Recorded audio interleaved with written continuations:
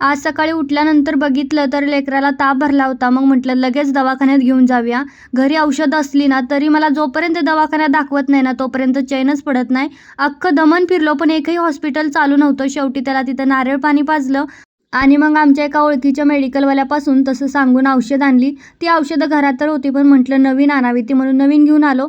त्याच्यानंतर लेकराला वरती खेळायला लावलं आणि मी माझ्या कामाला लागले. बाहेरून बघते तर लेकरू जाग्यावरती नाही, टेरेसवरती खेळायला गेला आणि टेरेस बघू शकता कसा कट्टा आहे. उगाच कुठं पडलं बिडलं तर सारखं लक्ष ठेवावं लागतं. बाहेर जरी गेला तरी 2-2 मिनिटाला बघावं लागतं की कुठं आहे नेमका. त्यानंतर 10 रुपये ट्यूब देऊन कारभाराने एक अर्जंट फॉल आणायला लावला. ते घेऊन आल्यानंतर तो पटकन लावून साडी रिटर्न देऊन टाकली. त्यानंतर स्वयंपाकाला लागले. मला पनीर करायचं होतं. सगळ्यात आधी मी मसाला दुधामध्ये मिक्स करून घेतला. पनीर टिक्का बनवते आज मी तर आणि छान अशी पनीरची भाजी बनवून घेतली. त्याच्यानंतर याला औषध पाजलं. औषध प्यायचं तेवढं अजिबात टेन्शन नसतं. स्वतःचं स्वतः पेतो. चलो बाय.